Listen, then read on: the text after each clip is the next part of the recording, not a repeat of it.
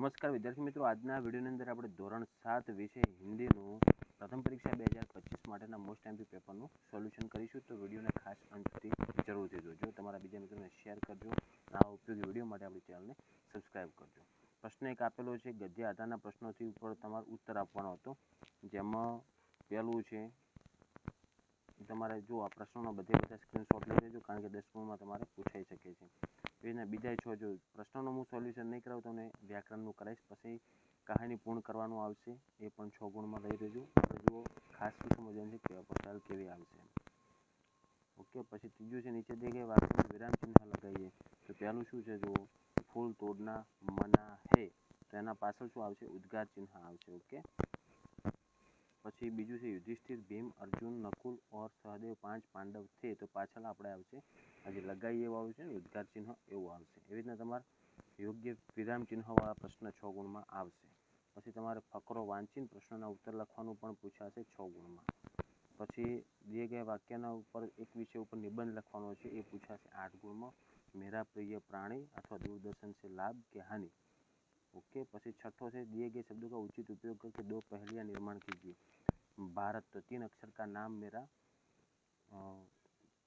सबको प्यार देना काम मेरा. આ રીતનું તમારે ભારતની એક પહેલિયા બનાવી નાખવાની. ઓકે, કમલ, પછી 3 अक्षर का नाम मेरा और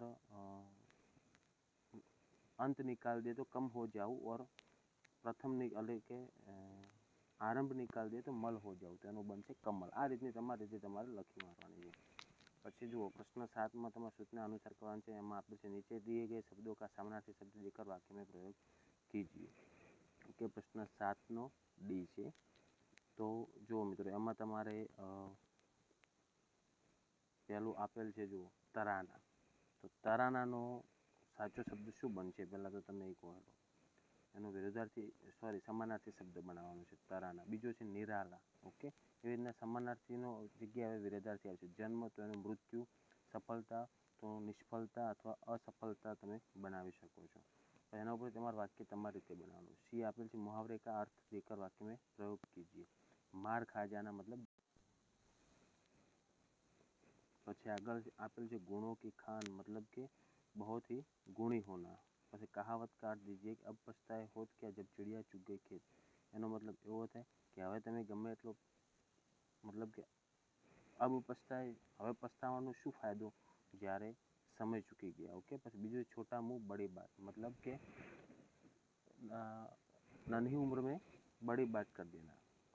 પછી રેખાંકિત શબ્દોને તમારે લિંગ પરિવર્તન કરવાનું. શેઠને કહા, શેઠની જગ્યાએ આવશે શેઠાની, और રૂપિયે તો મેં દૂંગા. બીજું છે, બંજારે કો બહુ દુઃખ હુઆ, તો બંજારીન બનશે. ઓકે, પછી રેખાંકિત શબ્દોનું વચન પરિવર્તન કરીને વાક્ય લખવાનું.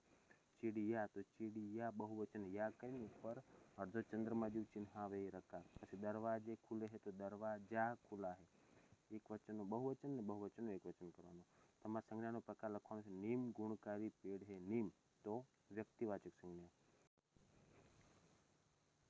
બીજું, નદી કો લોક માતા કહેતે હે, તો નદી એ જાતિવાચક સંજ્ઞા. ત્રીજો, ક્ષમા વીરો કા આભૂષણ હે. ક્ષમા એટલે એ એક ભાવ છે, તો ભાવવાચક સંજ્ઞા. પછી વાક્ય છે, સર્વનામ ઢૂંઢકર उसका प्रकार લખીએ. હમ મેચ જીત ગયે, તો આમાં સર્વનામ શું થયું, હમ. ઓકે, પછી બીજું છે, પહેલા ઇનામ કિસે મિલા, તો આમાં આવશે પહેલા. ત્રીજું, જૈસા કરોગે વૈસા ભરોગે, તો આમાં આવશે જૈસા. પછી ઘટના ઉપરથી તમારે વિચાર લખવાના છે, એ તમારે તમારા આધારે લખવાના છે. પછી કાવ્ય પંક્તિઓ કંઈ પૂછ્યા છે એનો પણ તમે સ્ક્રીનશોટ લઈ લો. આ બધા જ પ્રશ્નો મોસ્ટ આઈએમપી છે મિત્રો. ઓકે, તો આ થઈ ગયું આપણે ધોરણ 7 વિષય હિન્દીનું પ્રથમ પરીક્ષા 2025 માટેના મોસ્ટ આઈએમપી પેપરનું સોલ્યુશન. આશા રાખું છું મિત્રો વિડીયો ઉપયોગી બન્યો છે. વિડીયોને લાઇક કરો. ઉપયોગી વિડીયો માટે ચેનલને સબસ્ક્રાઈબ કરો. તમારા બીજા મિત્રોને આ વિડીયો શેર કરજો. બધા જ વિદ્યાર્થીઓને પરીક્ષા માટે બેસ્ટ ઓફ લક. હવે મળશું મિત્રો આપણે નેક્સ્ટ